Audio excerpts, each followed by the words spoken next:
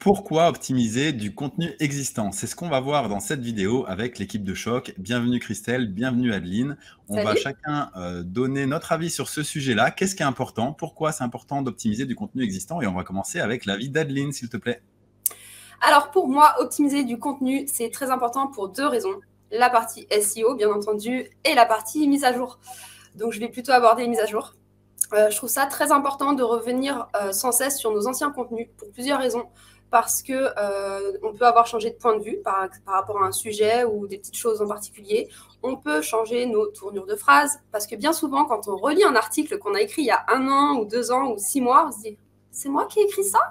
Donc, on a envie de revenir dessus pour modifier 2-3 trucs et aussi on peut optimiser tout ce qui est mise en forme, structure de l'article avec des listes à puces, de nouvelles images, etc.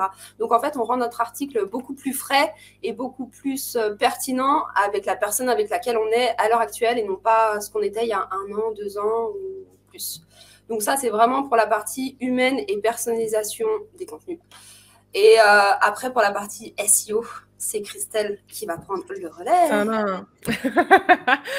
Ouais, du coup, moi, je vais plutôt m'attarder sur la partie SEO parce que en référencement, je suis assez partisane de faire des petites actions qui vont apporter des gros résultats plutôt que de perdre du temps à faire des grosses actions qui vont pas être déterminantes. Et l'optimisation d'articles existants, de certains articles existants, ça peut vraiment être des choses qui font passer un cap, qui d'un coup débloquent de nouveaux mots-clés ou débloquent un nombre de visites beaucoup plus important. Et du coup, c'est vraiment quelque chose qui peut être puissant. Et ça, j'ai appris à le faire dans la formation de Mathieu, mais de vraiment de passer au crible un petit peu tous les contenus, de repérer ceux qui vont avoir un potentiel.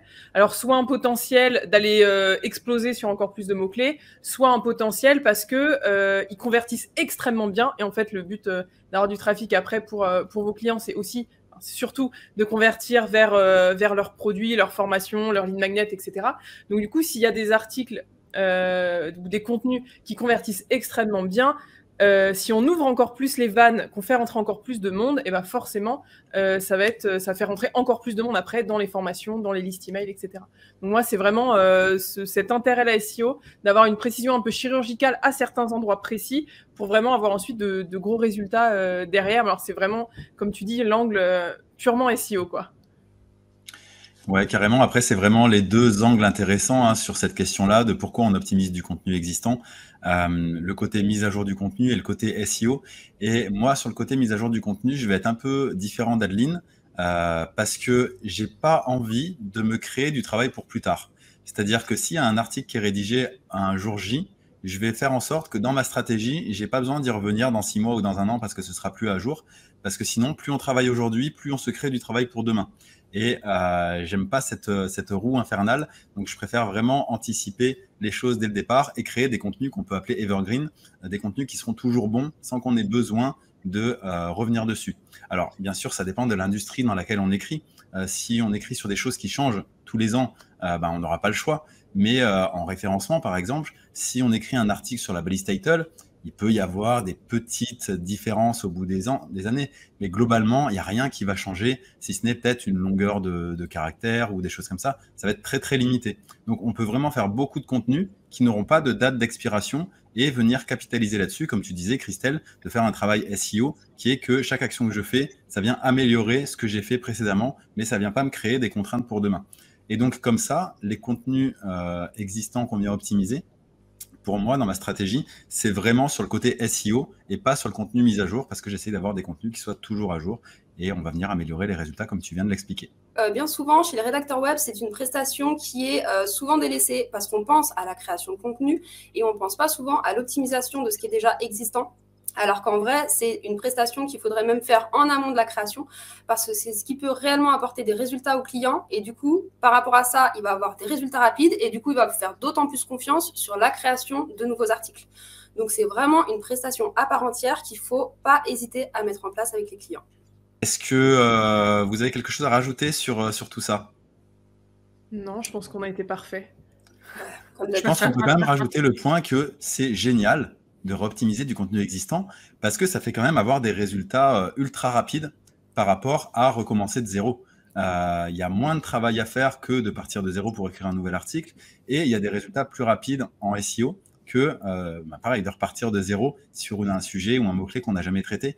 Et donc, plutôt que d'aller chercher à faire un calendrier éditorial, à partir sur des nouveaux articles, chose qu'il faut faire et qui est super important, mais il ne faut pas oublier cette étape-là, de venir optimiser déjà l'existant, qui va permettre d'avoir des résultats beaucoup plus rapides que le reste.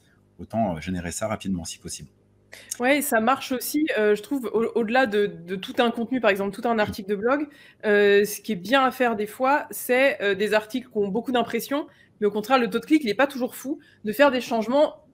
Attendez, on voit pas bien. Voilà, de faire des changements, de faire des changements sur title et métadescription, de faire vraiment des tests en mode, voilà, là j'ai été voir sur les outils de mesure, sur tel mot-clé, c'est à tant de % de taux de clic.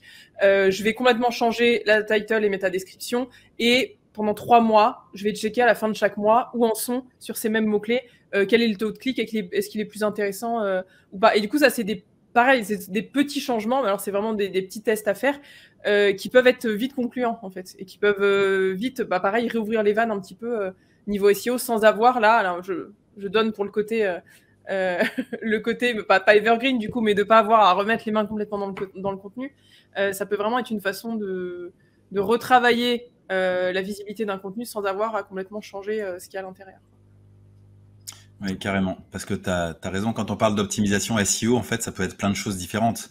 Ça peut être de l'optimisation sémantique, ça peut être de l'optimisation de liens internes sur le site qui pointent vers cet article-là. Ça peut être, comme tu le dis, des détails très fins pour aller suivre non pas le contenu en lui-même, mais la conversion que va amener ce contenu.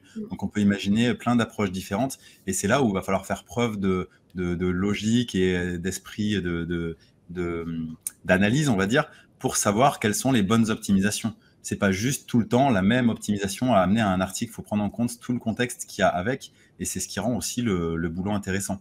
Et d'ailleurs, pour ceux qui se posent des questions sur comment on fait pour optimiser des contenus ou le reste en SEO, on va mettre en description la checklist des SEO des rédacteurs web qui va vous permettre de voir tout un tas de critères, il y en a 40, et de mieux comprendre ces différents critères et justement à quel moment on va utiliser plutôt ce type de critères, et vous donner des connaissances déjà et des compétences sur ces éléments-là. C'est très complet, on a travaillé dessus tous les 3. C'est très apprécié, il y a déjà beaucoup de rédacteurs qui les ont téléchargés. Donc, allez télécharger cette checklist si vous ne l'avez pas encore. Et puis, je vous propose qu'on se revoie pour une prochaine vidéo où on abordera un prochain sujet très bientôt. À bientôt. À très vite.